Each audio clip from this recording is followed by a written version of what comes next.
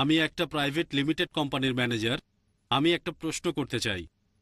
সব ধর্মই মানে যে সর্বশক্তিমান ঈশ্বর সব কিছুই করতে পারেন, তাহলে তিনি মানুষ হতে পারবেন না কেন? ভাই প্রশ্ন করলেন যে সব ধর্মই বিশ্বাস করে ঈশ্বর সবকিছু করতে পারেন, তাহলে তিনি কেন মানুষ হতে পারবেন না? বেশিরভাগ ধর্মই, ইসলাম বাদে, একটা ফিলোসফিতে বিশ্বাস করে যেটার নাম অ্যানথ্রোপোমরফিজম, যেটা সর্বশক্তিমান ঈশ্বর মানুষের রূপ ধারণ করেন।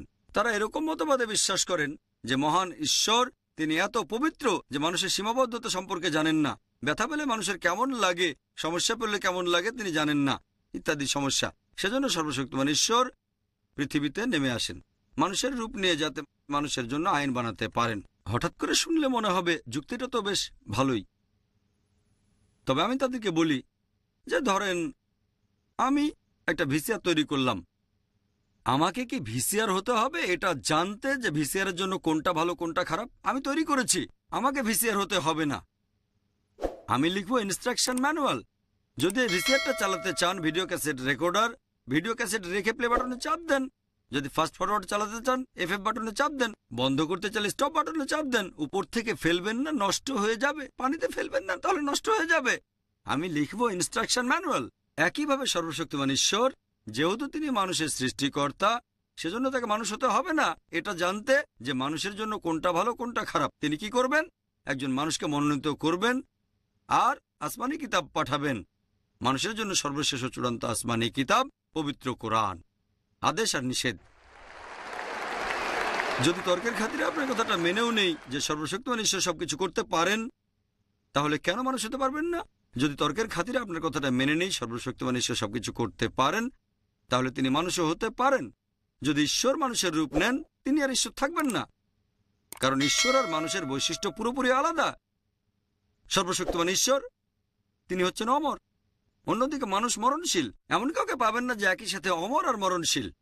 ঈশ্বর তার কোনো শুরু নেই, অন্যদিকে মানুষের শুরু আছে। এমন কাউকে পাবেন না একই সাথে যার শুরু নেই আবার শুরু আছে। সর্বশক্তিমান ঈশ্বরের কোনো শেষ নেই, অন্যদিকে মানুষের শেষ আছে। এমন কাউকে পাবেন না যার একই সাথে কোনো শেষ নেই আবার শেষ আছে। এটা অর্থহীন। তাহলে হয় পাবেন ঈশ্বর, নয়তো পাবেন মানুষ। ঈশ্বর মানব পাবেন না, এটাও অর্থহীন।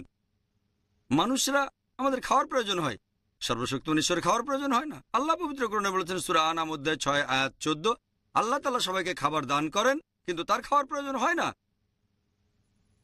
মানুষের বিশ্রাম ঘুমের প্রয়োজন হয়, সর্বশক্তিমান ঈশ্বরের বিশ্রামের প্রয়োজন নেই।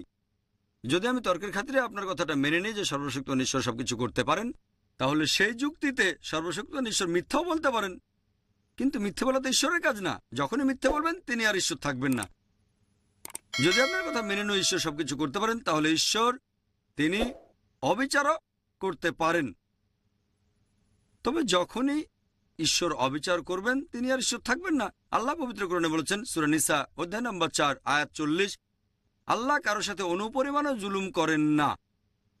সর্বশক্তিমান ঈশ্বর চাইলে ভুলে যেতে পারেন, তবে ভুলে যাওয়া ঈশ্বরের কাজ না। আল্লাহ বলেছেন সূরা তাহা অধ্যায় 20 আয়াত 52 যে আল্লাহ তাআলা কখনো বিস্মৃত হন না। যখন ঈশ্বর ভুলে যাবেন তিনি আর ঈশ্বর থাকবেন না। ঈশ্বর চাইলেই ভুল করতে পারেন, তবে ভুল করাটা ঈশ্বরের কাজ না। আল্লাহ বলেছেন সূরা তাহা অধ্যায় 20 আয়াত 52 যে আল্লাহ তাআলা কখনো ভুল করেন না। যদি ঈশ্বর ভুল করেন তিনি আর ঈশ্বর থাকবেন না। কোরআনের কোথাও বলা হয়নি যে আল্লাহ সবকিছু করতে পারেন।